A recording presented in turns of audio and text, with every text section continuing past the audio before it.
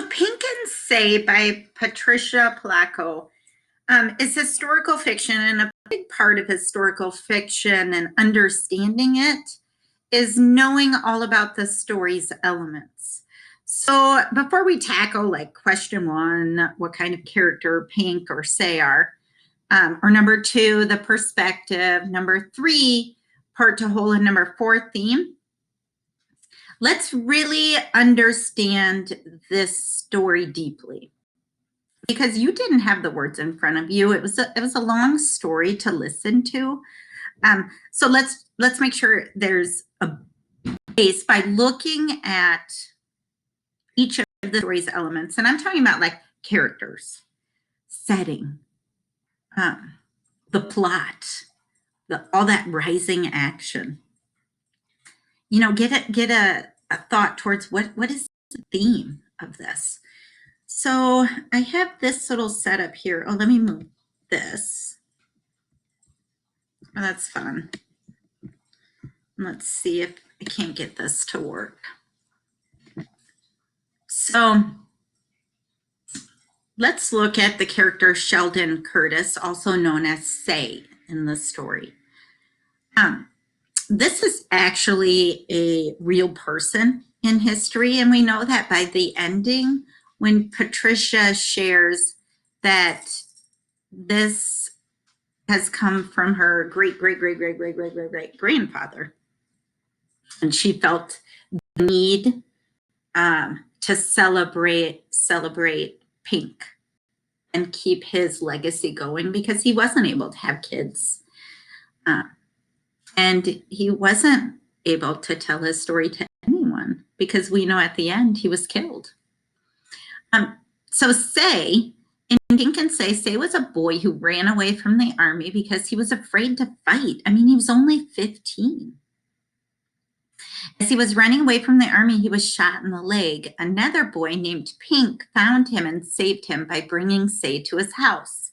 Say eventually faces an internal fear, so that fear inside, of fighting, and went with Pink back to the army. And it was really Pink who convinced him to go. And he said, it's really up to us, no matter how afraid we are. Pink and Say were caught by Confederate soldiers, so that was the South, who wanted, in the South, the Confederate Army, they wanted to continue slavery. So if they're caught by the Confederate soldiers, and we know Pink was African American, Black, he's in big trouble. And Say was supporting him. I mean, and that's what the fight was for. So I think Say was brave to try and go back to the army in the end. And they never made it. They never made it back to the Union Army. They were caught before they even got back to their camps. So now let's look at Pink a little deeper. Pincus A. Lee, and A. Lee was his owners, the people who owned Pincus. And it's such a mind-blowing concept to us, because that is against the law now. It was actually something some people did. They owned people, and we called those people slaves. So Pincus A. Lee was a slave. His owner, master's last name was A. Lee. So they had to take on their master's last name. That was interesting. But Pink is a compassionate and courageous boy. He risked his life and the life of his mother, Momo Bay, by saving Sheldon Curtis, also known as Say, who had been left to die on a bloody battlefield. Pink became friends with Say as Momo Bay was nursing Say back to health. And in the end, the two friends showed great strength when they decided to face their fears by searching for the Union Army. So those are we're looking at the story element, the characters right now.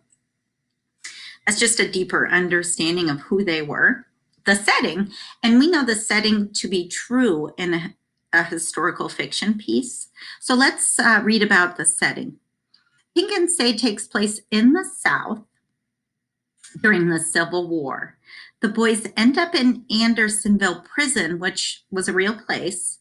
It's about 100 miles south of Atlanta, Georgia. Momo Bay's house must have been somewhere in Georgia then, because it was pretty close. Say was released from a prison, a few months after being captured. So this must have, so we can kind of figure out in the timeline, because we know in the timeline of history that the Civil War took place 1861 to 1865.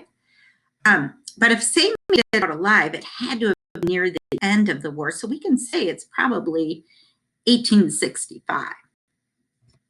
The setting in the story was essential to the plot. The story needed to take place in a southern state at the end of the war. If Say was captured earlier than he was, he may have starved to death in the Andersonville prison. So thank goodness for Say, it didn't work out for Pink, but thank goodness for Say that it was nearing the end.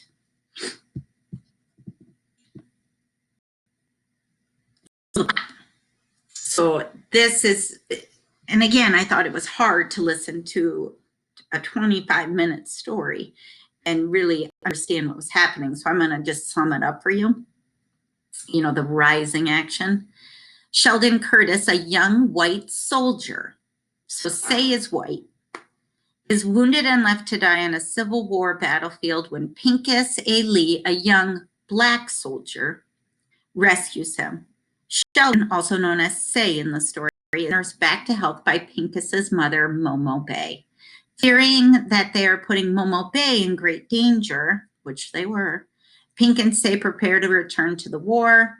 Marauders raid Momo Bay's home, and Momo Bay dies in her attempt to protect Pink and Say. Pink and Say are captured by the Confederate Army in the end. As they try to find their units, they are taken to Andersonville prison camp and separated.